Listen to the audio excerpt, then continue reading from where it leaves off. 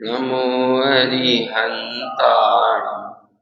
नमो सिद्धाणं नमो आयरियाणं नमो अध्यायाणं नमो लोये सर्वकारूढं मङ्गलं भगवान् वीरो मङ्गलं गौतमो गणि मङ्गलं कुन्दकुन्दाद्यो जैन धर्मोऽस्तु मङ्गलम् सर्वमङ्गलमाङ्गल्यं सर्वकल्याणकारकं प्रधानं सर्वधर्माणां जैनं जयतु शासनम् जैनं जयतु शासनम् वन्दितु सर्वसिद्धे मचलमणोऽहङ्गरिपत्ते वोच्छामि समय पावड निर्मो सुध केवली भणितम् समय साराय स्वानुभूत्याचास्ते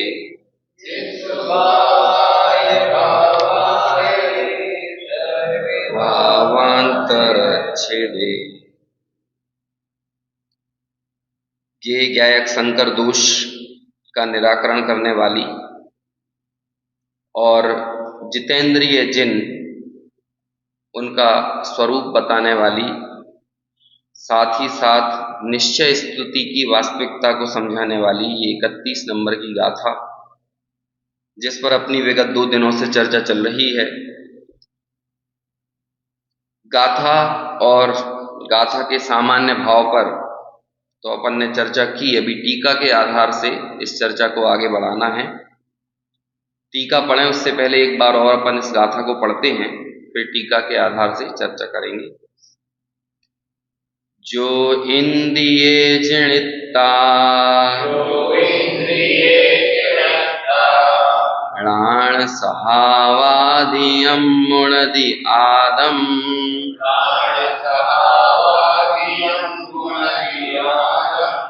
तम खलु जिदिन्द्रियं ते भणन्ति जेणिच्छिदा साहु।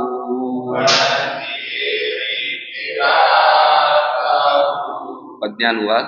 कर इंद्रिय जय ज्ञान स्वभाव अधिक जाने आत्म को निश्चय विषय स्थित साधु जन से जितेंद्रिय उन्हीं को।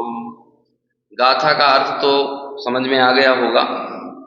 एक बड़ी महत्वपूर्ण बात जो दूसरी लाइन में आई है, तम खलु जिदिन्द्रियते भणन्ति जे णिच्छिदा साहु।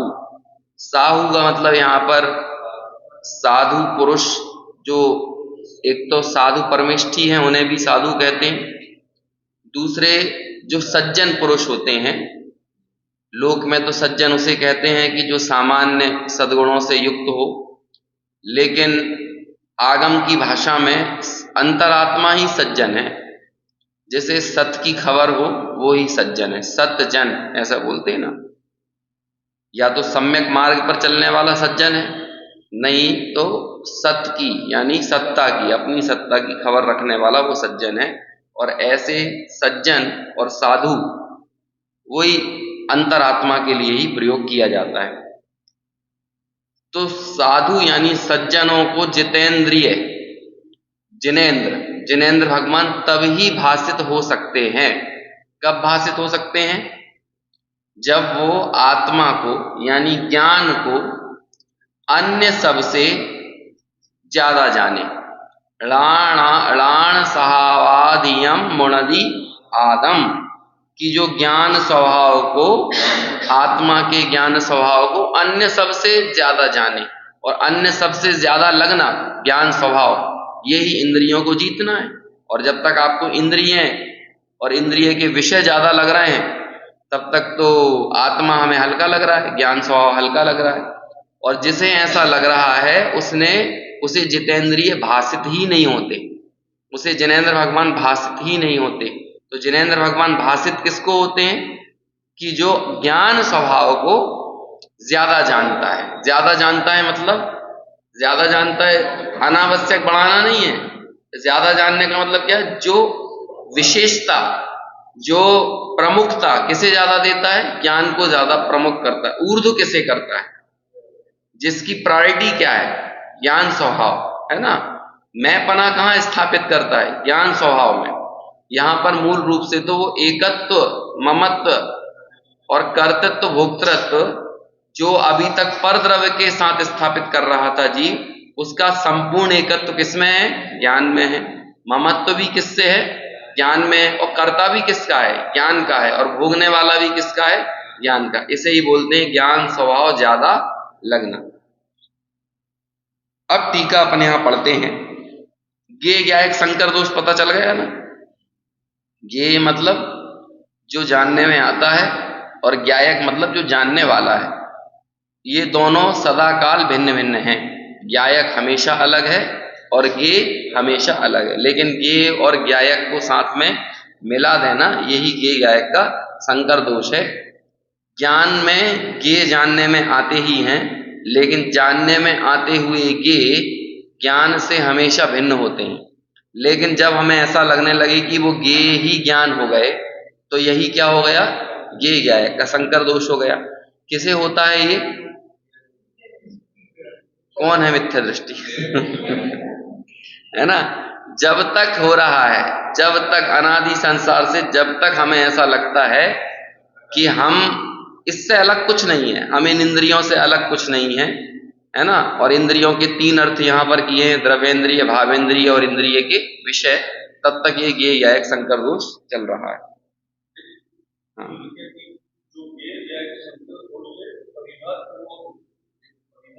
परिहार मतलब उसका निवारण, उसको हटा देना। जो गे ज्ञायक संकर दोष था ना, उसका परिहार करना, उसको अलग कर देना। परिहार यानी होता है अलग करना। ये संकर दोष हट जाए, अलग हो जाए, तो हमारी मिथ्या भ्रांति दूर हो गई। इसे ही बोलते हैं परिहार। नहीं, मुणदी यानी होता है, अधियम तो अलग लिखा हुआ है ना, लाण सहावादियम। मुणदी यानी मानता है ना, मानता है, जानता है।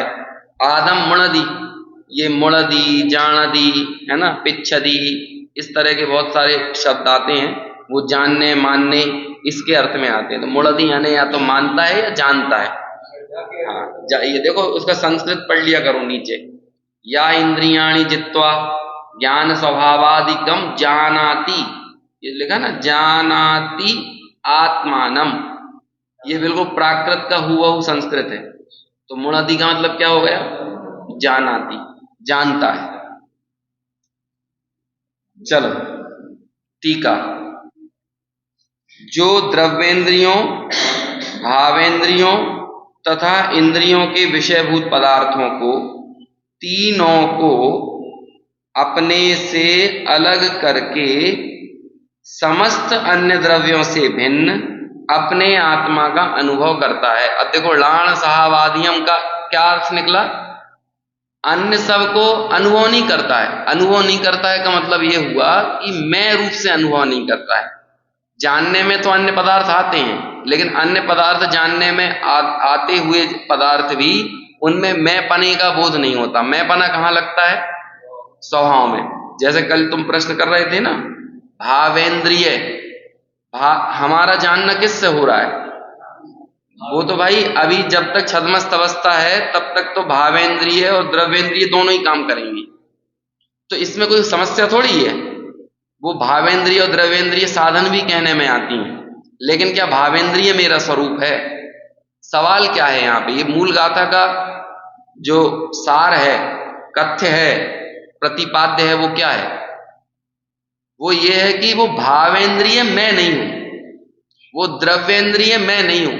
लाण सहावादियम, ज्ञान स्वभाव को अधिक जानना मतलब ज्ञान स्वभाव ही मैं हूं, ज्ञान स्वभाव को मैं पने से अनुभव करना, साधन तो ये सब बन रहे हैं, लेकिन वो साधन मैं नहीं हूं। समझ में आया? द्रव्येंद्रिय मैं नहीं हूं, भावेंद्रिय मैं नहीं हूं, और इंद्रिय के विषय मैं नहीं हूं। अभी तो हमें यही लगता है ना कि जो इंद्रियां हैं यही मैं हूं, जो इंद्रिय के विषय हैं वो या तो मेरे हैं, या मैं उनका करता हूं, या मैं उनका भोगता हूं। ये 4 प्रकार की कुबुद्धियां, पूरा समय सार का मूल मोटो क्या है? 4 कुबुद्धियों का निराकरण। वो कुबुद्धियां कौन सी हैं? एकत्व, ममत्व, कर्तृत्व और भोक्तृत्व। ये कुबुद्धियां कब कहलाती हैं? जब ज्ञान स्वभाव को छोड़कर अन्यत्र एकत्व, अन्यत्र ममत्व, कर्तृत्व और भोक्तृत्व करती हैं। जो मेरा नहीं है उसे मेरा नहीं मानना, है ना, और जो मेरा है नहीं उसे मेरा मानना, यही तो विपरीत मान्यता है। ज्ञान स्वभाव ये मेरा है, इसे ज्ञान स्वभाव को अपना स्वरूप नहीं जानना, और इसे किसका मानना कि ये तो न्यूरॉन्स का परिणमन हो रहा है, ये आंखों का है, नाक का है, कान का है ना, स्पर्शन का है, तो इसे हमने किसका माना? देखो, श्रुत ज्ञान में सारा जानना होता है छद्मस्तों के, लेकिन क्या वो श्रुत ज्ञान को अपना स्वरूप मानता है? अरे जब हम भगवान के सामने पूजा करते हैं ना, तो ऐसी एक पूजा में लाइन आती है, दीप के छंद में बोलते हैं कि हे प्रभु आपका तो केवल ज्ञान सूर्य है, अब मैं आपको क्या समर्पित करूं? तो कहते हैं ये श्रुत दीप, यानी मैं अपना श्रुत ज्ञान रूपी दीपक आप पे न्यौछावर करने आया हूं। क्यों न्यौछावर? जो अपना होगा उसे न्यौछावर कर दिया जाएगा क्या? ये श्रुत ज्ञान को न्यौछावर करने का मतलब क्या है? ये श्रुत ज्ञान मेरा स्वरूप नहीं है। मैं तो ये चाहता हूं कि ये जो श्रुत ज्ञान रूपी दीप है ना, ये मैं आपको देकर ये चाह रहा हूं कि ये ज्ञान अपनी पूर्ण दशा के साथ प्रकट हो, और इस ज्ञान की, ये ज्ञान की कोई, ज्ञान का कोई गौरव नहीं है कि हम श्रुत ज्ञानी हैं। ज्ञान का गौरव है क्या? ये श्रुत ज्ञान की विद्यमानता इस बात की सूचना है कि नहीं कि हमें केवल ज्ञानावरण कर्म का उदय चल रहा है। तो जिस व्यक्ति को अपने श्रुत ज्ञान का बहुमान हो जाए, तो उसने अपने स्वभाव का बहुमान किया, स्वभाव का उसे क्या कहते हैं, उसे ज्ञान स्वभाव अधिक लगा कि श्रुत ज्ञान अलग लगा, ज्यादा लगा। जबकि श्रुत ज्ञान किसका प्रदेय है? प्रदेय मतलब किसकी देन है? ज्ञानावरणी कर्म का, श्रुत ज्ञानावरण कर्म का क्षय उपशम हुआ ना। तो जब तक आपको श्रुत ज्ञान है तब तक आपके छाय उपशमिक भाव विद्यमान है, और छाय उपशमिक भाव कभी पूर्ण नहीं होता है। छाय उपशमिक भाव कभी पूर्ण तरह से निर्दोष नहीं होता है। छाय उपशमिक भाव उसे ही तो कहते हैं जहां पर कुछ उदय भी विद्यमान हो, कुछ सदवस्था रूप उपशम हो, और कुछ पढ़ते हैं ना अपन, देशघाती सर्वघाती प्रकृतियों का उदयाभावी क्षय, है ना, उन्हीं का सदवस्था रूप उपशम, और देशघाती स्पर्धकों का उदय, ये हम पढ़ते हैं कि नहीं? तो उसमें 3 चीजें विद्यमान होती हैं, उदय भी होता है, उपशम भी होता है, और क्षय भी होता है। इसका मतलब वो पूरी तरह से कभी निर्मल नहीं होता। छाय उपशमिक सम्यक दर्शन कभी पूरी तरह से निर्मल नहीं होता है। अपने तारण स्वामी ने बहुत जगह पर ये लिखा कि निर्दोष सम्यक्त, निर्दोष सम्यक्त, चलमल अगाढ़ दोष से रहित सम्यक्त। अब ये चलमल अगाढ़ दोष से रहित सम्यक्त की क्यों याद कर रहे हैं बार बार? इसका मतलब वो छायोपशमिक सम्यक्त है ना, वो कोई बहुत मंगलकारी चीज नहीं है।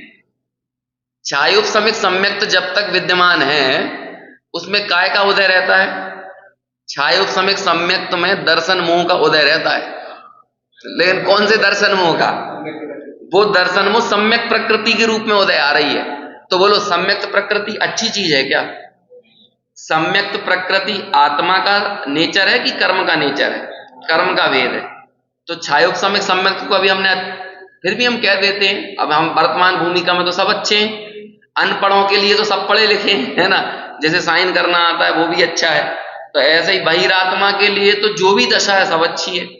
लेकिन उससे पूछो जिसे शायद छायोपशमिक सम्यक्त है, उससे पूछो वो क्या कहेगा।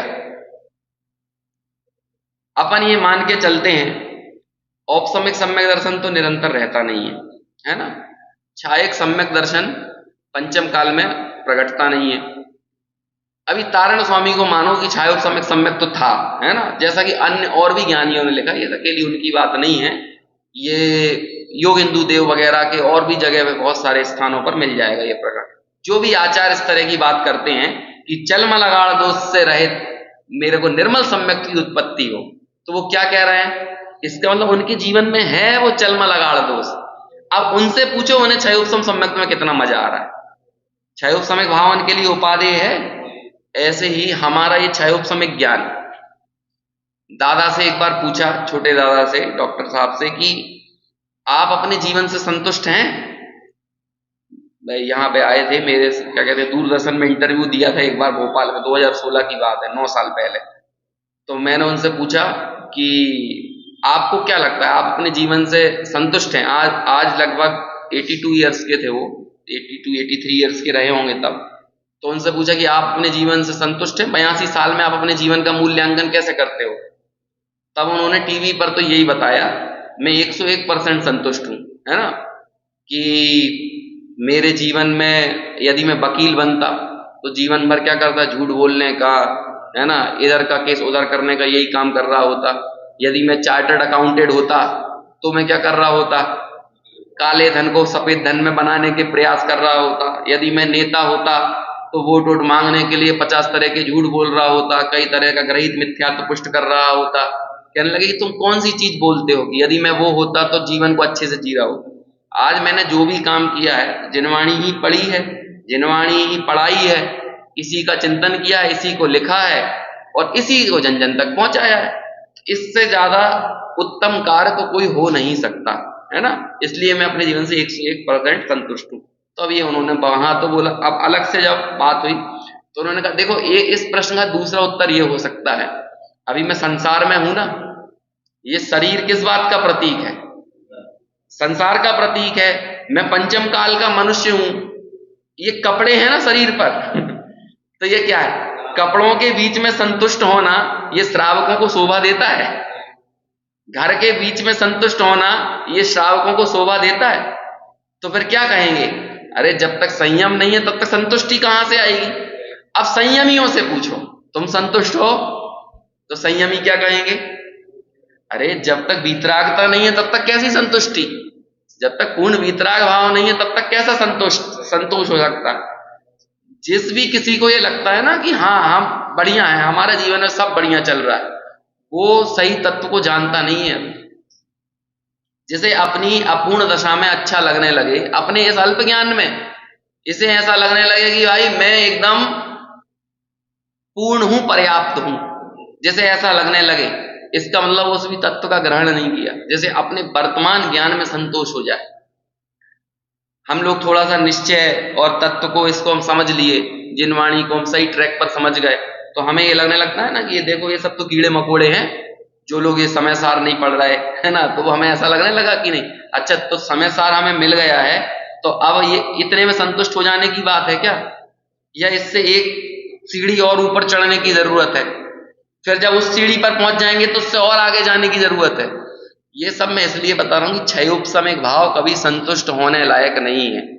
तभी जाकर हम भगवान के सामने क्या कहते हैं, हे केवल ज्ञान के सूर्य, हम तो अपना ये श्रुत ज्ञान आपको समर्पित करने आ रहे हैं। देखो सारा काम श्रुत ज्ञान में होगा, लेकिन कमाल की बात है वो जीव श्रुत ज्ञान में संतुष्ट नहीं होता। ऐसे ही हम ये जो भेद विज्ञान की प्रक्रिया करेंगे ना, इसमें भावेंद्रियों के बीच में ही भावेंद्रियों से भेद विज्ञान करेंगे। ये किस में हुआ, छद्मस्थों का साधन कौन बनती हैं जानने में, कहते हैं ना इंद्रिय। आज मैं सोच रहा था मैं बालबोध 2 या 3 कौन सा है जिसमें इंद्रियां पाठ है, तो मैं सोच रहा था वो 2 पेज का पाठ है, 2 या 2.5 पेज का, उस पूरे पाठ को पढ़ के बताऊं आपको, है ना। उसमें बहुत अच्छी अच्छी चर्चाएं हैं। सोचो बच्चों को पढ़वाया जा रहा है, लेकिन बच्चों को स्पर्शन रसना घ्राण चक्षु कर्ण ये याद करा देना, ये तो इंद्रियों का अत्यंत रूखा विवेचन है कि बच्चों ने रट लिया स्पर्शन रसना घ्राण चक्षु कर्ण, ये तो कोई भी पढ़ लेगा, स्कूल में पढ़ लोगे, 5 सेंसेस होते हैं, तो वो अंग्रेजी में याद कर लेगा वहां पर कि टच टेस्ट स्मेल, है ना, और जो भी है विजन और जो भी हियरिंग, ये सब चीजें जो होता है ये तो वहां भी पढ़ लेगा वो। लेकिन यदि जैन दर्शन में इंद्रियां पढ़ रहा है बच्चा, तो उसे क्या पढ़ना चाहिए? क्या पढ़ना? वहां पर देखो, सबसे आखिर में जब पाठ खत्म होता है तो बच्ची अपने पापा से पूछती है, पापा से या टीचर से, कौन है, कौन के बीच में वो संवाद है, बिटिया पूछती है पापा से। शुरुआत यहीं से होती है उस पाठ की कि पापा सब आपको जैन साहब क्यों बोलते हैं, है ना। वो उस पाठ की शुरुआत यहां से होती है, और जब वो खत्म होता है तो उसमें पूछती है कि तो क्या इंद्रियां हमारी शत्रु हैं जो इनको जीता जाए? क्या प्रश्न है? इंद्रियां हमारी शत्रु हैं? अब देखो वहां उत्तर मिलता है उसका कि नहीं भाई, इंद्रियां थोड़ी शत्रु हैं, लेकिन चूंकि ये विषय ग्रहण जितना भी होता है ये कहां से होता है? इंद्रियों के ही कारण होता है। और विषय ग्रहण तभी होगा कि जब वहां पर इष्ट बुद्धि होगी, राग बुद्धि पड़ी होगी। तो मूल रूप से तो हमारा, यदि किसी को शत्रु कहना है तो किसे कहो? राग को। जैसे देखो अनेक स्थानों पर शास्त्रों में नारी की उलाहना दी गई है, जबकि नारी की, जैसे है ना, संसार में विष बैल नारी तज गए जोगीश्वरा। अभी उनसे पूछो कि नारी क्या विष की बैल है? यदि नारी विष की बैल है तो पुरुष भी विष के वृक्ष हैं। लेकिन कब? जब नारी के चित्त में पुरुष के प्रति राग हो, काम भाव हो, तो पुरुष उसके लिए कौन बन गया? विष के वृक्ष। ऐसे ही पुरुष के चित्त में नारी के प्रति जो काम भाव है, तो मूल रूप से तो वो उलाहना किसकी दी गई है? उस काम भाव की दी गई है, नारी की या नर की नहीं दी गई है। भगवती आराधना में लगभग 110 गाथाएं हैं नारी की भर्त्सना करने वाली हैं। अभी कोई महिला सशक्तिकरण वाला आ जाए, वुमेन एम्पावरमेंट वाला, तो कहते देखो ये किस तरह का साहित्य रच के गए। 105 110 गाथाएं, इतने में तो एक ग्रंथ लिखा जाता है। 110 श्लोकों का आत्मीमांसा है, और 110 श्लोकों में एक ही काम किया उन्होंने कि नारी काम भाव के प्रति, नारी के प्रति जो राग भाव पैदा हुआ है, तो नारी की, अरे इतना बुरा बुरा कहा जा सकता है नारी के बारे में, उतना कहा है ना आचार्य शिव कोटि ने। और बाद में एक दो गाथाओं में डैमेज कंट्रोल भी किया, लेकिन दो गाथाओं में, है ना, दो गाथाओं में कि नहीं, बहुत महान महान नारियां भी हुई हैं, और वहां पर सीता और इन सब की याद करी गई और उनकी तारीफ की गई, ऐसा किया। तो अब कोई कहने लगे क्यों किया गया? अब उसके लिए आपको भगवती आराधना का प्रसंग समझना पड़ेगा, तब आपको पता चलेगा। हो क्या रहा है कि वो जो छपक है ना, जिसका निर्यापक आचार्य जिसकी समाधि करवा रहा है, उसे अपनी पत्नी की याद आ गई, या कोई स्त्री की याद आ गई। छठे सातवें गुणस्थान में जीवन बिताया जिसने जिंदगी भर, और उसे अपनी पत्नी की याद आ गई, जिसे छोड़े हुए हो सकता है कि 60 साल हो गए, 50 साल हो गए। अब बोलो वो क्या करे? तो अब उसका राग भाव कैसे छुड़ाया जाए? आप सीधे राग पर नहीं बोल सकते हो, आपको उसके अवलंबन के ऊपर चोट करना पड़ेगी। तो वो क्या कहेंगे, तुझे किस नारी की तुझे याद सता रही है, और तू अपने उस एक नारी का याद करते हुए तू अपने चैतन्य स्वभाव को भूल गया? ऐसा करके डांटते हुए, फटकारते हुए वो उन्हें समझा रहे हैं। तो पता है नारी का स्वरूप क्या है, तो ऐसे समझाते हैं। फिर अवलंबन किसका बनाया है? नारी का। नारी का तो फिर सब कहते हैं, अरे फिर कहेंगे उसका चित्त चंचल होता है, फिर वो वफादार नहीं होती है, और मैं पता नहीं क्या क्या बोला है, जो जो बोला है। किस लिए बोला है? कि उसका अवलंबन छूट जाए, इसलिए कहा है। यदि यहीं पर किसी स्त्री का संबोधना होता तो फिर किसके लिए किया जाता? अब चूंकि वहां पर आचार्यों की या साधुओं से चर्चा हो रही है, तो वो अपोजिट जिसके प्रति काम भाव बरत रहा है उसकी प्रति उलाहना दी गई। ये किया जाता है कि नहीं? लेकिन मूल तो क्या है? वो स्त्री शत्रु है कि पुरुष शत्रु है, कि तत्संबंधी विकार। ऐसे ही क्या इंद्रियां हमारी शत्रु हैं? प्रश्न है। वो राग भाव हमारा शत्रु है। अच्छा, ये आपने पाठ निकाल दिया क्या? बालबोध का, ये देखो, हाँ भाग 3 का ये पाठ है। देखो मैं इसमें वो वाला प्रश्न ही पढ़ के दिखाता हूं आपको सीधे। हाँ हाँ हाँ, देखो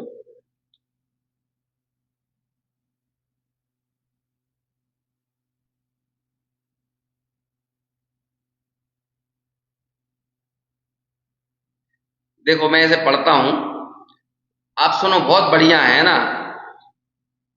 माँ पिताजी जैन साहब क्यों कहलाते हैं? माँ और बेटी का संवाद हो रहा है ना। अब ऐसे देखो, इंद्रियां पाठ से जितेंद्रिय को समझा रहे हैं, और हम भी यहां पर इंद्रियों को समझना है। तो कहते हैं बेटा वो जैन है इसलिए जैन कहलाते हैं। जिनका भक्त सो जैन, या जिन आज्ञा को माने सो जैन, जिन देव के बताए मार्ग पर चलने वाला ही जैन है। फिर वो प्रश्न क्या करती है बेटी, जिन क्या होता है? तो बोले जिसने मोह राग देश और इंद्रियों को जीता वही जिन है। अब देखो बात यहां से उठती है जो मुझे बताना था। तो इंद्रियां क्या हमारी शत्रु हैं जो उन्हें जीतना है? तो उत्तर, वे तो हमारे ज्ञान में सहायक है। बिटिया बोल रही, बिटिया भी ऐसी एकदम ना समझ नहीं है, पाठशाला जाने वाली है। तो हमारे ज्ञान में सहायक हैं। जो शरीर के चिन्ह आत्मा का ज्ञान कराने में सहायक हैं वे ही तो इंद्रियां हैं। ये वाली परिभाषा वो पाठशाला से सीख के आई है, वो माँ को बोल रही है। तो कहते बोलो इंद्रियों को क्यों जितवा रहे हो तुम? क्यों इंद्रियों को जीतने की जरूरत? इंद्रियां तो हमारी सहायता कर रही हैं, तो इंद्रियों को तो साथ में रखना चाहिए। क्या समस्या है? उत्तर, हाँ बेटी, संसारी जीव को, देखो वो जो कल बात अपनी नहीं है, संसारी जीव को ज्ञान के काल में कौन निमित्त होती हैं? इंद्रियां बेनिमित्त भी होती हैं। पर एक बात यह भी तो है कि विषय भोगों में उलझाने में भी निमित्त होती हैं। अतः इन्हें जीतने वाला ही भगवान बन जाता है। अब देखो इधर से पूरी चर्चा आगे बढ़ती है। ये कितनी गहरी बात है, चर्चाओं में बता दी है, जो 8वीं 9वीं 8-9 साल के बच्चों को पढ़ाया जाता था। तो इंद्रियों के भोगों को छोड़ना चाहिए, इंद्रिय ज्ञान को तो नहीं। यही बात है ना यहाँ पे। द्रव्येंद्रियां और भावेंद्रियां क्या है? ये भी इंद्रियां हैं। और इंद्रिय के विषय भी क्या है? वो भी इंद्रियां हैं। तो हमें क्या छोड़ना चाहिए? विषय छोड़ो, ज्ञान करा रही है तब तो उन्हें पकड़ के रखो। आहा मेरी रसना, आहा मेरी स्पर्शन, आहा घ्राण, हम यही तो कर रहे हैं। देखो उत्तर, तो इंद्रियों के भोगों को छोड़ना ही चाहिए, इंद्रिय के ज्ञान को तो नहीं। तो वो बोली माँ तुम जानती हो कि इंद्रियां कितनी हैं और किस ज्ञान में निमित्त होती। अब वो पूरी इंद्रियों को इसी बीच में समझा दिया। हाँ वे 5 होती हैं, स्पर्शन रसना घ्राण चक्षु कर्ण। अच्छा बोलो स्पर्शन इंद्रिय किसे कहते हैं? तो वो अब सब बता रही है ना स्पर्शन क्या है। अब देखो आगे स्पर्शन की परिभाषा के बीच में मां बोलती है जानता तो आत्मा है ना, फिर स्पर्शन से तुमने ज्ञान कैसे किया? बेटी हाँ हाँ इंद्रियां तो निमित्त मात्र हैं। बेटी भी समझदार है, ना समझ नहीं है। इसी प्रकार जिससे वह मीठा कड़वा कसायला और चरपरा स्वाद जाना जाता है वही रसना इंद्रिय है। जीव को ही रसना कहते हैं। और स्पर्शन क्या है? स्पर्शन तो सारा शरीर ही है। जिससे हम सूंघते हैं वही नाक या घ्राण इंद्रिय कहलाती है। ये सुगंध और दुर्गंध के ज्ञान में निमित्त होती है। चलो ये 5 इंद्रियों की बात है, फिर आगे बढ़ता हूं मैं। हाँ ये सभी तो पुद्गल की ही पर्याय हैं जिन्हें इंद्रियां जान रही हैं। आत्मा तो अमूर्तिक चेतन पदार्थ है, उसमें स्पर्श रस गंध वर्ण और आवाज शब्द हैं ही नहीं। अतः इंद्रियां उसके जानने में निमित्त नहीं हो सकती। इंद्रियां किसके जानने में निमित्त हो रही हैं? जो मूर्तिक है। अमूर्तिक के जानने में हमारी सहायता कर रही है। कि ये बात कहां से खड़ी हुई थी? इंद्रिय ज्ञान को तो पकड़ के रखो, इंद्रिय के ज्ञान को तो पकड़ो, इंद्रिय के भोगों को छोड़ दो। ऐसा ही करना चाहिए ना। तो कहते हैं नहीं इंद्रिय ज्ञान भी कोई काम का नहीं है। क्यों काम का नहीं है? क्योंकि इंद्रिय ज्ञान से क्या जानने में आ रहा है? पुद्गल, है ना। बेटी ना हो तो ना सही, जिसके जानने में निमित्त है उतना तो ठीक है। भले आत्मा को नहीं जान रही कोई बात नहीं, लेकिन जितना जान रही है वो भी तो हमारा उपकार है कि नहीं? इंद्रियों ने हमारा उपकार किया कि नहीं? उत्तर, मां कैसे? आत्मा का हित तो आत्मा के जानने में है। अतः इंद्रिय ज्ञान भी तुच्छ हुआ। जिस प्रकार इंद्रिय सुख हेय है उसी प्रकार मात्र पर को जानने वाला इंद्रिय ज्ञान भी तुच्छ है। अब कोई चीज तुच्छ है तो कोई चीज उच्च है। कोई चीज तुच्छ है तो कोई चीज उच्च होगी क्या? नहीं। तो जब इंद्रिय ज्ञान तुच्छ है तो उच्च क्या है? ऋण सहावादियम, जो ज्ञान स्वभाव है वो क्या है? वो उच्च है। और इंद्रिय ज्ञान क्या है? वो तुच्छ है। देखो ये पूरी गाथा का अर्थ आ गया कि नहीं इधर से? आत्मा का हित तो आत्मा के जानने में, इंद्रिय ज्ञान तो तुच्छ है, तथा अतीन्द्रिय आनंद एवं अतीन्द्रिय ज्ञान ही उपादेय है। बस इस नोट के साथ ये पाठ खत्म हो जाता है। क्या है? अतीन्द्रिय। ये बात किसको बता दी? ये पाठशाला के बच्चों को। और ये मैं आपको सिर्फ एक पाठ बता रहा हूं, आपको एक बार फिर से बालबोध पढ़ना चाहिए। मैं तो सोचता हूं कि अभी ये छेड़ाला अपनी हो जाएगी ना तो मैं बालबोध एक से पढ़ाऊंगा। बालबोध एक से, णमोकार मंत्र से, है ना? भले बालबोध एक में णमोकार मंत्र पढ़ो, क्योंकि तत्व ज्ञान 2 तक आप पूरे जनागम को समझने की एकदम अच्छी दृष्टि हासिल कर सकते हैं। जो 8 भाग है ना, बालबोध 3, और पूरा इतना सिस्टमेटिक लिखा है और इतना मनोविज्ञान से लिखा है। मैं सोचता हूं उस समय तो ना एआई था, ना कोई कंप्यूटर था, ना कोई चीज थी। कई बार लोग मुझसे पूछते हैं, अच्छा डॉक्टर साहब की सबसे अच्छी रचना क्या है? तो मैं बड़ा कंफ्यूज हो जाता हूं। फिर बाद में बोलता हूं कि मुझे तो 2 रचनाओं में सबसे ज्यादा दम लगती है ना। कई लोग कहते हैं ज्ञान क्रमबद्ध पर्याय धर्म के 10 लक्षण, उनके अपनी श्रेणी है। मैं कहता हूं बालबोध 1 है ना, और ज्ञानानंद स्वभावी हूं। ये ज्ञानानंद स्वभावी हूं, जो पद्य रचना की यदि बात करो तो क्या हो गई? ज्ञानानंद स्वभावी हूं। और अरे गुरुदेव ने इन बालबोध की याद करी है? ऐसे पंडित जी नहीं बोलते थे। गुरुदेव तो 90 इयर्स के, और डॉक्टर साहब रहे होंगे मेरे हिसाब से 41 साल के। तो उन्हें ये सर सेठ हुकुमचंद जी बैठ जाएं, तो सेठ ऐसा बोले, हुकुमचंद भगवान दास शोभालाल जी, जो कि उम्र में बहुत बड़े हैं, क्यों बीड़ी वाला सेठ, है ना, है बीड़ी, ऐसे डांट देंगे उन्हें, है बीड़ी में उलझ गया तू, है ना, ऐसे बोल देंगे। और डॉक्टर साहब छोटे दादा बैठे हो, पंडित जी, हुकुमचंद जी, ऐसे बोलते थे। तो क्यों बोलते थे? किसका सम्मान था? ये जब ये रचना पढ़ते थे ना, उनमें दादा ने जो अपने बच्चों के नाम रखे ना, उनको याद करते थे। एक पुत्र नो नाम परमात्मा प्रकाश छे, एक नो अध्यात्म प्रकाश छे, है ना। तो ऐसे परमात्मा प्रकाश, अध्यात्म प्रकाश, ऐसे कहते थे। और उस बीच में इन्हें याद करते थे। ज्ञानानंद स्वभावी को कईयों बार याद करेंगे। और फिर जब उनकी आदत थी कि जब किसी की रचना याद करते थे तो रचनाकार का बहुमान किए बिना नहीं रहते थे। एक जगह तो अभी इष्टोपदेश की चर्चा चल रही थी, इष्टोपदेश का प्रवचन सुन रहा था, तो उसमें कोई समय सार का या प्रवचन सार का किसी का प्रसंग आया, तो उसमें जयचंद जी छावड़ा ने कोई भावार्थ किया था। तो उसमें ऐसे ही बोल देते हैं, अपना पंडित जी ना तो एम लिखो छे, अपना पंडित जी ना। तो अब मैंने, ये अपना पंडित जी कौन है? अपना पंडित जी कौन है? तो बाद में बोला अपना पंडित जी मतलब जयचंद जी छावड़ा, उन्होंने ये लिखा है। ऐसा जयचंद जी छावड़ा का बहुमान। ये जो अपन भावार्थ पढ़ते हैं ना, इसमें ये कौन का भावार्थ है? ये जयचंद जी छावड़ा का है। और कोई कई बार आपसे बोल दे जयचंद जी छावड़ा टोडरमल जी से रत्ती भी कम नहीं है। लेकिन क्या हुआ कि ब्रह्मचारी रायमल जी जयचंद जी छावड़ा के पास गए और उनसे बोला कि एक मोक्ष मार्ग प्रकाशक पूरा कर दो। तो मालूम, तो जयचंद जी छावड़ा की लघुता देखो, ये 3-3, 4-4 परमागमों की वचनिका लिखने वाले, और भी बहुत साहित्य सृजन करने वाले, इतना बृहद अध्ययन करने वाले, वो कहते हैं पंडित जी सारी की हमारी बुद्धि नहीं, है ना। वो कहते टोडरमल जी के जैसी हमारी बुद्धि नहीं।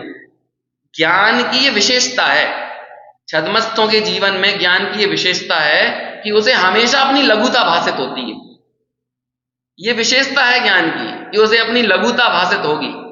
एक बहुत अच्छा चाणक्य नीति का प्रसंग पढ़ तो क्या रहे थे, देख रहे थे, वो चाणक्य सीरियल आता था ना पहले, तो उसमें बहुत अच्छी आपस में चर्चा वार्ता है। तो उसमें कहते हैं कि भाई विद्वान और विद्यावान में बहुत अंतर है। रावण विद्वान तो था, लेकिन राम विद्यावान थे, है ना। विद्वान यानी क्या? जिसे ज्ञान प्राप्त हो जाए, ज्ञान का अहंकार हो जाए। ये तो हो सकता है विद्वान में दिख जाए हमें ज्ञान का अहंकार, लेकिन अपने अहंकार का ज्ञान हो जाए, ये विद्यावानों में ही दिखता है। बड़ी बात ये नहीं है कि हमें हमारे ज्ञान का अहंकार है, बड़ी बात क्या है, हमें हमारे अहंकार का ज्ञान है। ऐसे ही ज्ञान में अपना मिथ्यात्व दिख जाए, ये ज्ञान की विशेषता है। ज्ञान कितना बढ़ जाए इसमें क्या विशेषता है, और कितना बढ़ेगा, छद्मस्तों का ज्ञान कितना बढ़ जाएगा, जितना भी बढ़ जाए वहां पे तो हमें हमारी लघुता ही भाषित होना चाहिए। एक प्रसंग आता है मोक्ष मार्ग प्रकाशक का, जब टोडरमल जी लिखते हैं, अहो मुझे तो इन बातों की खबर ही नहीं। इसी पर प्रवचन करते हुए गुरुदेव कहते हैं कि जिस किसी को भी ये लगता है ना कि हमें तो सब खबर है, कहते हैं वो ज्ञानी नहीं है, वो सम्यक सन्मुख नहीं है, वो मायावी है। क्या बोल रहे हैं उसे, हमें तो सब मालूम है, जैसे ये लगने लगे ना तो उसे कहते हैं वो मायावी है, वो मुझे तो सब आता है, मैं तुम्हें क्या क्या बताऊं है, मैं तो उतना ही बता पाता हूं जितना मेरे को बनता है 1 घंटे में कहते हुए। अब मेरे को तो ये सारे शास्त्र एकदम रटे हुए हैं, मेरे दिमाग में तो सब पर्याप्त है, परिपूर्ण है। तो कहते हैं ऐसी बात करने वाला मायावी है। हमें तो मुझे कितना ज्ञान है। सदा सुखदास जी का ज्ञान के अहंकार वाला प्रकरण पढ़ो, जो 8 प्रकार के मद होते हैं ना, तो वहां ज्ञान के मद की बात कही, बहुत अच्छा है प्रसंग। अब ये सब याद आते हैं तो लगता है कि निकाल निकाल के दिखाया जाए। और इतनी बढ़िया वचनिका लिखी, ये सदा सुखदास जी वही हैं जिन्होंने भगवती आराधना की भी वचनिका लिखी है ना, और भी कई कई ग्रंथों की वचनिका लिखी। और रत्नगंज श्रावकाचार्य की वचनिका अपने आप में अद्भुत है, हजारों ग्रंथों का सार है। मैं अतिशयोक्ति में नहीं बोल रहा हूं, हजारों ग्रंथ, वाकई में हजारों ग्रंथों का सार है वो वचनिका। बल्कि मैं तो कम बोल रहा हूं, है तो इससे ज्यादा मैं तो हाँ, रत्नगंज श्रावकाचार्य जो है ना, यहाँ रखा हुआ ये दिख रहा है, ये इसको अंडर एस्टिमेट मत करना कभी भी, ये वाकई में हजारों ग्रंथों का सार है ये, है ना। और ये अतिशयोक्ति में नहीं बोलना मैं कि बहुमान में बोल दूं कि मैं चांद तारे तोड़ के ला सकता हूं, ऐसा नहीं बोल रहा हूं मैं, अतिशयोक्ति नहीं है ये है तो इससे ज्यादा मैं बोल कम रहा हूं, ऐसा ग्रंथ है ये। सदा सुखदास जी इस ज्ञान के इसी जगह पर लिखते हैं, 8 प्रकार के मद में से ज्ञान के मद में कहते हैं हमें क्या ज्ञान है। यदि ज्ञान तुम्हें देखना ही है, जिन्हें ज्ञान था तो देखो धवला टीका, 72,000 श्लोक लिखने वाले वीरसेन स्वामी के सामने मैं क्या हूं।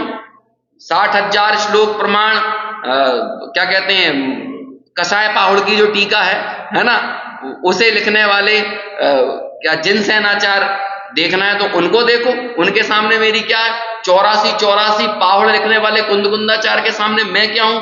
ऐसे बढ़ते बढ़ते एक अंग के सामने मेरा ज्ञान क्या है, द्वादशांग के सामने मेरी क्या सत्ता है, और केवल ज्ञान के सामने मेरी क्या सत्ता है। ऐसे करते अब बोलो इस ज्ञान का मैं क्या अहंकार करूं, जब मुझे ये लगने लगे कि हमें तो सब आता है, हमें तो सब आता है।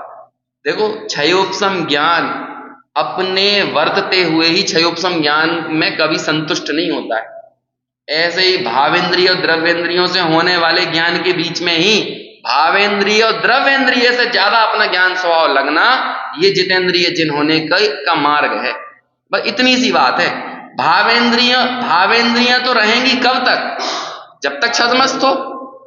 छद्मस्त दशा में कब तक रहेंगी भावेंद्रियां, समझ में आ गया ना। भावेंद्रियां जब तक 12वें गुण स्थान तक ये रहने वाली हैं, लेकिन 12वें गुण स्थान वर्ती बोलो कहां संतुष्ट है। श्रेणी चढ़ने वाले कहां संतुष्ट हैं, मुनिराज कहां संतुष्ट हैं, सम्यक दृष्टि कहां संतुष्ट हैं, क्या अपने क्षयोपशम ज्ञान में। ये किसका प्रतीक है भावेंद्रियां, क्षयोपशम ज्ञान का ही प्रतीक है ना। तो भावेंद्रिय में संतुष्ट हो गया तो कहां संतुष्ट हो गया, क्षयोपशम ज्ञान में ही संतुष्ट हो गया। लेकिन संतुष्ट कहां होना है, कितनी अच्छे राण सहावादियम, इंद्रिय वाले पाठ का अंतिम नोट, फाइनल नोट। कभी भी कहीं कोई चर्चा चल रही हो ना, वो व्यक्ति उसका अंत कहां से करता है, इसे देखना चाहिए। जैसे कि ये गुरुदेव के समय या जो अपनी जो अध्यात्म की शैली विकसित हुई, यहां पर ये बात आई। जैसे गुण स्थानों की भी चर्चा चल रही होगी ना, तो क्या बोलेंगे, इस तरह हम गुण स्थानों का स्वरूप समझकर गुण स्थानातीत शुद्धात्मा की आराधना करें, इस मंगल भावना से अपनी बात समाप्त करते हैं, है ना। आज की चर्चा यही पूर्ण करते हैं। तो वो लोग समझा क्या रहे थे, गुण स्थान। लेकिन गुण स्थानों से अतीत जो भगवान आत्मा है, हमने बात कहां खत्म करी, उसकी अनुभूति करके। इसका मतलब गुण स्थानों से पार आत्मा देखने में कल्याण है। ये आगम की विवेचना के बीच में अध्यात्म को सिरमौर करना है, लेकिन वो अध्यात्म के नीचे मजबूत भूमिका की है, आगम की है। ये आगम और अध्यात्म की संधि होती है। आगम नजारा है और अध्यात्म नजरिया है। समझ में आया ना? आगम में तो क्या होगा, सब कुछ दिखा दिया जाएगा। आगम क्या होगा, नजारा। लेकिन हमारा नजरिया, हमारा दृष्टिकोण कैसा होना चाहिए, अध्यात्म वाला होना चाहिए। खैर चलो, ये तो आज हम सोच रहे थे टीका पूरी कर देंगे, है ना, लेकिन अपनी बात अलग डायरेक्शन में निकलते चली गई।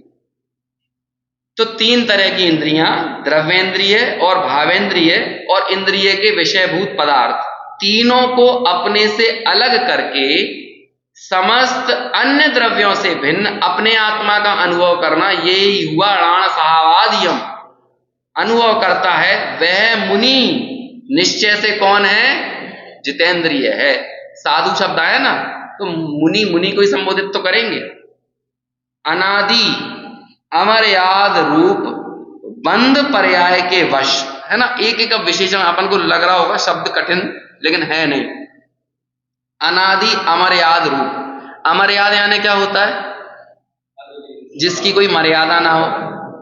अनादि अमर्याद, ये जो बंद दिख रहा है इसकी कोई मर्यादा दिख रही है आपको पीछे, जहां पर जाके हम इसको पकड़ के ले आए कि ये यहां से शुरू होता है, ऐसा पकड़ सकते हैं हम बंद को। ये जो हमारी बंद पर्याय है, एक के बाद एक नाना शरीर धारण करते चले आ रहे हैं। शरीर धारण करते कब से कर रहे हैं, शरीर धारण कब से, अनादि से। उसकी मर्यादा है कोई, कहां से।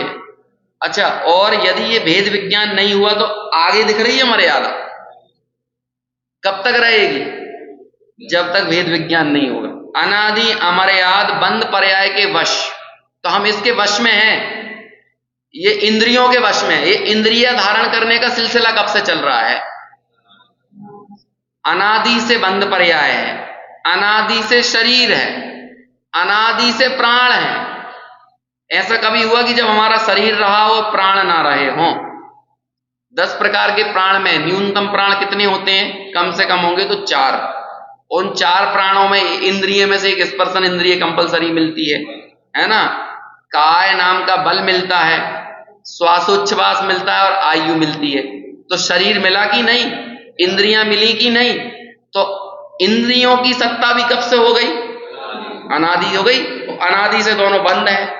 अब इतना ज्यादा हम हैबिचुअल हो गए हैं, हमारे अंदर संस्कार पड़ गए हैं, हमारा ज्ञान एक क्षण को भी बिना उस साधन के प्रवृत्ता नहीं ना, तो हमें ये लगता है कि वो इंद्रियां ही ज्ञान हो गई, ये लगने लगा ना। तो इसे ही कह रहे हैं अनादि अमर्याद रूप बंद पर्याय के वश, जिसमें हम काय के वश में है, बंद पर्याय के वश में, है ना। जिसमें क्या हो गया है, समस्त स्वापर का विभाग अस्त हो गया है, सूरज डूब गया है। काय का, स्व और पर का भेद विज्ञान करने वाला, वो आज भी डूबा हुआ है। हमारे सामने शास्त्र रखा हुआ है, हमारे सामने भगवान की प्रतिमा है, लेकिन एक सूरज डूबा हुआ है। समझ में आया? कई बार इस तरह की चर्चा करते हैं, अरे रात्रि भोजन तो सम्यक दृष्टि छोड़ता है, रात्रि भोजन नहीं तो छोड़ ही नहीं सकते। जब तक तुम मिथ्यात्व के अंधेरे में भोजन कर रहे हो तब तक तुम रात्रि भोजन ही कर रहे हो, है ना। क्यों? क्योंकि मैं भोजन नहीं, भोजन में सुख नहीं, ये बुद्धि तो नहीं जा रही ना। और ये रात्रि भोजन है क्योंकि अंधकार काय का छाया हुआ है। ये कोई ऐसी बात है सुनकर मैं ये नहीं कह रहा हूं कि रात्रि भोजन करने लगना, क्योंकि अध्यात्म का अजीर्ण होने पर लोगों के साथ बड़ी समस्या हो जाती है। उन्हें जहां ले जाना चाहते हैं वहां तो जाते नहीं है ना। और जो जीवन में थोड़ा वो सदाचार होता है वो भी चला जाता है ना। तो ऐसा नहीं होना चाहिए। ये तो समझाने के तौर तरीके होते हैं, चीजों को बताने का ये शैलियां होती हैं। शैलियों से परिचित नहीं होगे तो शास्त्र की एक लाइन नहीं समझ सकते।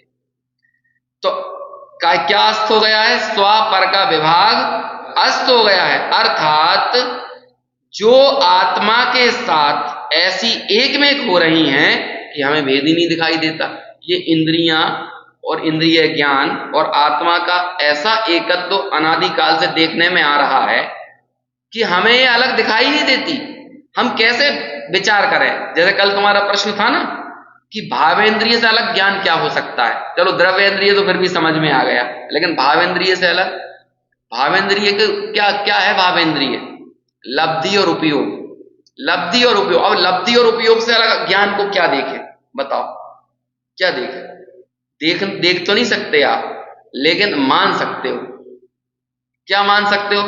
देखो, छद्मस्त दशा में आत्मा कभी प्रत्यक्ष नहीं होता है कि आत्मा का एक एक प्रदेश आपको दिखने लगे, जैसे केवल ज्ञानी के ज्ञान में है। तो आत्मा कैसा प्रत्यक्ष होता है? एक बार फिर से आप वो 24 प्रवचन सुनना जो हमने रहस्यपूर्ण चिट्ठी पे किए थे, है ना। वो स्वसंवेदन की दशा का एकदम स्पष्ट विवेचन है। वो बहुत अच्छी चर्चा है ये इसमें, और पढ़ना, उसे सुनना नहीं तो पढ़ना, इसे रहस्यपूर्ण चिट्ठी को पढ़ना। कितना अच्छा प्रश्न है कि स्वसंवेदन में आत्मानुभूति के काल में जो ज्ञान हो रहा है वो प्रत्यक्ष है कि परोक्ष है? मतलब आत्मा प्रत्यक्ष ज्ञान का विषय कि परोक्ष ज्ञान का विषय? पर बहुत अच्छी चर्चा की उन्होंने कि भाई प्रत्यक्ष का तो दिखता नहीं है, क्योंकि प्रत्यक्ष तो कौन होते हैं? आद्य परोक्षम प्रत्यक्ष मन्यत, मति और श्रुति परोक्ष है, हमारे मति श्रुत है। तो वो जो स्वसंवेदन हुआ तो वो परोक्ष हुआ कि प्रत्यक्ष हुआ? तो उसके लिए क्या नाम दिया एक नया?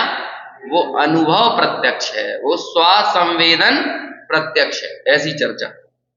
खैर, अभी क्या करें, मैं बहुत कोशिश करता हूं कि विषय से बंध के चलूं, लेकिन सारे विषय एक दूसरे से कनेक्टेड हैं तो वो याद आए बिना रहते नहीं। ऐसे ही यहां पर हमारे सामने ये बड़ी समस्या है कि इतने बंधे हुए हैं इंद्रिय का ज्ञान और आत्मा का ज्ञान कि हम इन दोनों को अलग कर नहीं पा रहे, लेकिन आपको करना तो पड़ेगा। और वो कैसे होगा देखो, वो आगे बताएंगे। ऐसी शरीर परिणाम को प्राप्त द्रव्येंद्रियों को, है ना। अब देखो आगे बात आ रही है काय की। अब इससे ज्यादा और कुछ नहीं लिख सकते आचार्य। तो द्रव्येंद्रियों को तो निर्मल भेद अभ्यास की प्रवीणता से प्राप्त अंतरंग में प्रकट अति सूक्ष्म चैतन्य स्वभाव के अवलंबन के बल से सर्वथा अपने से अलग किया, सो यह द्रव्येंद्रिय को जीतना हुआ। देखो, इन्हें एक मान क्यों रहे थे? भेद ज्ञान का सूर्य अस्त हो गया था और अनादिकाल से ये इतने एक में एक थे कि हम इनसे भेद स्थापित कर नहीं पा रहे थे। और एक में क्यों लग रहे थे? क्योंकि अनादि बंध पर्याय के वश अनादिकाल से ये इतने एक में एक हैं कि हम इन्हें अलग करने में समर्थ ही नहीं है। हमारे संस्कार वही पड़े हुए हैं कि द्रव्येंद्रियां ही आत्मा है, आत्मा ही द्रव्येंद्रिय है, ज्ञान सो इंद्रिय, इंद्रिय सो ज्ञान, ज्ञान से अलग इंद्रियां नहीं, इंद्रियों से अलग ज्ञान नहीं। अब ये कैसे करोगे अलग? कैसे करोगे अलग? निर्मल वेदाभ्यास की प्रवीणता से अंतरंग में प्रकट। अब देखो, चैतन्य के लिए क्या कहा है? अति सूक्ष्म। सूक्ष्म तो कारमाण वर्गणाएं भी होती हैं, लेकिन कारमाण वर्गणाओं को तो अवधि ज्ञान देख लेता है, उग्र अवधि ज्ञान का विषय बन जाती हैं कारमाण वर्गणाएं। लेकिन देखो कमाल की बात, वो ही अवधि ज्ञान जो कारमाण वर्गणाओं को देखने में समर्थ है, वो अवधि ज्ञान आत्मा को नहीं देख पाता है? अवधि ज्ञान को वृंदाव जो भयो का बोलते हैं अपन है मंदिर विधि में। अवधि ज्ञान, वो तारण स्वामी को अवधि ज्ञान पैदा हुआ, कोई बड़ी बात नहीं है। अवधि ज्ञान हो भी जाए तो कोई बड़ी चीज नहीं है अवधि ज्ञान। अवधि ज्ञान की रत्ती इज्जत नहीं है मोक्ष मार्ग में, चवन्नी इज्जत नहीं, चवन्नी की ज्यादा इज्जत है, अवधि ज्ञान की इज्जत नहीं है। तुम्हारी जेब में चवन्नी हो और अवधि ज्ञान हो ना, तो चवन्नी चुन लेना समझ में आया? अवधि ज्ञान में कोई दम नहीं, क्योंकि हो सकता है उस चवन्नी से तो तुम कोई एक पन्ना खरीद लो और उसमें अपनी अनुभूति लिख दो, तो वो थोड़ी काम में आ जाएगी। लेकिन अवधि ज्ञान तो जरा भी अनुभूति, अवधि ज्ञान से कुछ नहीं होने वाला है, क्योंकि अति सूक्ष्म चैतन्य भाव का वेदन कौन करेगा? मति श्रुत ज्ञान में होगा। ये सारा काम कौन करता है? मति श्रुत ज्ञान। लोगों को अवधि ज्ञान की कद्र आती है, मना पर्याय ज्ञान की आती है ना। मना पर्याय ज्ञान जिनको प्रकट होता है ना, कद्र उनकी है, मना पर्याय ज्ञान की नहीं है। क्योंकि मना मना पर्याय ज्ञान में एक शक्ति विकसित हो गई कि मैं आपके मन की बात जानने लगूं। लेकिन जिन्हें वो प्रकट हुआ है ना, उनको इतनी सी जरा सी इच्छा नहीं है कि आपके मन की बात जाने। तुम्हें जो दिखा है, तुम्हारे मन में कचरा भरा, हम क्यों झांक के देखे, क्यों झांक के देखे? समझ नहीं आया? अबे मुनिराज को क्या पड़ी है? आपको आपको देखते हो अपनी डस्टबिन का कचरा बार बार, क्यों देखते? ऐसे ही ये 50 आदमियों के दिमाग का और मन का कचरा देखने की जरूरत क्या पड़ रही है? उन्हें 1% इस बात की परवाह नहीं है कि वो मना पर्याय ज्ञान का प्रयोग करें। मोक्ष मार्ग में तो कौन मंगलकारी चीज है ना? वो मति श्रुत ज्ञान जो भेद ज्ञान में प्रवीण कराए। तो काय की महिमा है? भेद ज्ञान की प्रवीणता, भेद ज्ञान है ना। और उस भेद ज्ञान के अवलंबन से क्या किया? अति सूक्ष्म चैतन्य स्वभाव का अवलंबन ले लिया। उस चैतन्य स्वभाव के अवलंबन के बल से हमने क्या काम करा? सर्वथा अपने से अलग किसे किया? द्रव्य इंद्रियों को। तो ये किसे जीतना हो गया? द्रव्य इंद्रिय। ये जितेंद्रिय जिन बनना सिखा रहा है हमको, हमें जिनेंद्र बनना सिखा रहे हैं ये वाली गाथा में। और उसे, इसके 3 तरीके हैं, 3 स्टेज हैं। सबसे पहले क्या जीतते हैं? द्रव्येंद्रिय। उसके बाद किसे जीतना है? भावेंद्रिय। और उसके बाद किसको जीतना है? इंद्रियों के विषय। अरे जब द्रव्येंद्रिय और भावेंद्रिय को जीत लिया तो इंद्रिय के विषय कुछ रह ही नहीं जाएंगे, वो तो ऑटोमेटिक जीतने में आ जाएगा, है ना। वो तो एक्चुअली बड़ा स्थूल है आगे जाकर, लेकिन मूल काम तो कहां पर करना है? द्रव्येंद्रिय और भावेंद्रिय। आपने जिससे विषय भोगे जाते हैं उसका कनेक्शन काट दिया द्रव्येंद्रिय और भावेंद्रिय से, तो वो तो जीत गए। और बस जहां पर ये काम हो गया वहां हम जिन बन गए। और जब हम ऐसे जिन हो गए, सम्यक दृष्टि को एक देश जिन कहा जाता है ना, तब हमने भगवान की स्तुति कर ली। उस दिन हमने जय जिनेन्द्र बोल दिया। उससे पहले तो हमने आज तक कभी जय जिनेन्द्र बोले ही नहीं है ना। इसका मतलब ये नहीं कि जय जिनेन्द्र बोलना छोड़ दो सामान्य अभिवादन में, लेकिन उस जय जिनेन्द्र के सही मायने को समझना बहुत जरूरी है। कल अपन चर्चा करेंगे भावेंद्रिय को कैसे जीता जाता है और फिर इंद्रियों के विषय को कैसे जीता जाता है। और जब इस तरह से इन 3 तरह की इंद्रियों से अलग अपना ज्ञान स्वभाव हमें अधिक लगेगा, तभी ज्ञेय ज्ञायक संकर दोष का निराकरण होगा और तभी हम क्या होगी? तभी सच्ची निश्चय स्थिति होगी।